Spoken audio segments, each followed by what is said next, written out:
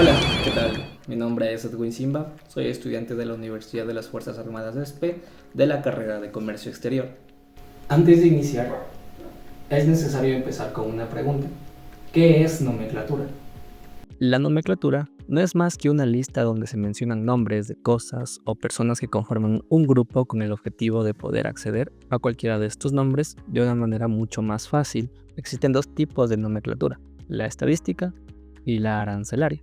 Pero en este video solo vamos a hablar sobre la nomenclatura arancelaria, la cual viene a ser un sistema de codificación y clasificación que se utiliza para poder identificar las mercancías en el comercio internacional. Una vez aclarado esto, vamos a empezar desde el inicio. Y esto es desde los sumerios, los cuales fueron una civilización ubicada en Mesopotamia y ellos fueron los primeros en implementar un comercio organizado y de hecho ellos se caracterizan por comercializar bienes como la madera, productos agrícolas, metales preciosos, textiles y cerámicas. Y es por esto que ellos fueron los primeros en imponer la entrada y la salida de mercancías. Y, consiguiente, también fue la primera civilización en tener un prototipo de nomenclatura, la cual consistía en tablillas de arcilla para poder registrar todos los bienes comercializados, así también como sus cantidades, sus valores, etc. Ahora nos situamos en Grecia, en donde fue Alejandro Magno el que quiso implementar el mismo método para poder gestionar estas mercancías que salían y entraban de Grecia. Y de hecho, se impuso un impuesto del 2% sobre el valor de las mercancías. Ahora bien, pasamos con el Imperio Romano. Aquí ya se empezó a establecer de una forma más concreta los impuestos. Y como dato curioso, se tiene que el técnico, en ese caso, de aduanas de esa época, viene a ser San Mateo. Ahora pasamos a la Edad Media. En esta época se produce un gran cambio significativo en el comercio internacional, ya que gracias a los eventos que sucedieron en esa época, se logró influenciar de alguna manera u otra en el desarrollo de una nomenclatura arancelaria. En la Edad Media ya existían varias rutas comerciales por las cuales ya se transportaban las mercancías. Una de ellas, o la más común, era la ruta de la seda, la cual conectaba Europa con Asia y facilitaba el comercio de especias, de seda y de las piedras preciosas. También está el Mediterráneo y las rutas internas de Europa. Y aunque en esa época aún no se tenía una nomenclatura oficial o una nomenclatura formal, ya se tenía la necesidad de grabar productos específicos utilizando términos sencillos y comunes para poder identificar. Ahora llegamos al Renacimiento, en donde el comercio internacional presenta una expansión, y esto gracias al descubrimiento de varias rutas comerciales, como por ejemplo las rutas que conectaban Europa con América, África y Asia. La expansión del comercio también fomentó el intercambio de prácticas comerciales entre estados europeos, los cuales ya les dio una idea sobre la armonización del sistema de clasificación. La revolución industrial también provocó un incremento en la variedad y en la cantidad de bienes producidos y comercializados, lo cual generó ya una necesidad urgente de poder estandarizar su clasificación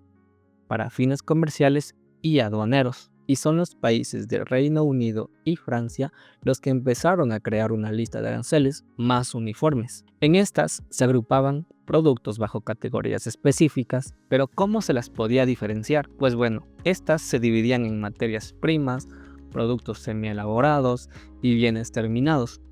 Y a fines del siglo XIX, varios países se reunieron para poder crear un sistema de clasificación arancelaria. Desde el siglo XX en adelante, han existido varios prototipos para crear una nomenclatura común, la cual pueda ser utilizada por todos los países que la acojan. Y es en el año de 1927 que gracias a la Conferencia Económica Mundial, la cual es celebrada bajo los auspicios de la Liga de las Naciones, que se da la nomenclatura de Ginebra, la cual se completa en el año de 1931 y se revisa en 1937, la cual consta de 866 capítulos, 21 secciones y 991 partidas. Y como dato curioso también, esta nomenclatura no logró tener un impacto significativo debido a la interrupción de la Segunda Guerra Mundial. Sin embargo, sí influyó en posteriores nomenclaturas. Se puede decir que a nivel general que esta es la primera nomenclatura de la cual se tiene un registro oficial. La nomenclatura arancelaria de Bruselas puede considerarse como la primera nomenclatura arancelaria de la cual se tiene un registro, y esta fue elaborada por el Consejo de Cooperación Aduanera, lo que hoy conocemos como la Organización Mundial de las Aduanas. Todo esto en el año de 1950. Aquí ya consta de secciones, capítulos, partidas, subpartidas, notas de sección de capítulos y subpartidas, y también de reglas generales para su interpretación. Pero, ¿cómo la adoptan los gobiernos? Pues esto sucede mediante la suscripción del Convenio de la Nomenclatura de Bruselas. Pasamos a la clasificación uniforme por el comercio internacional. Esta fue aprobada en 1960 y es una clasificación diseñada específicamente para las estadísticas del comercio internacional, ya que su enfoque va más orientada en agrupar productos según su función económica y no tanto por su naturaleza. Sin embargo, esta nomenclatura consta de 67 capítulos y 10 secciones. Ahora pasamos a la nomenclatura del Consejo de Cooperación Aduanera, la cual fue un sistema de clasificación de mercancías que se introdujo en el año de 1950, previamente con la nomenclatura arancelaria de Bruselas, pero es en el año de 1974 en donde ya se da este cambio de nombre.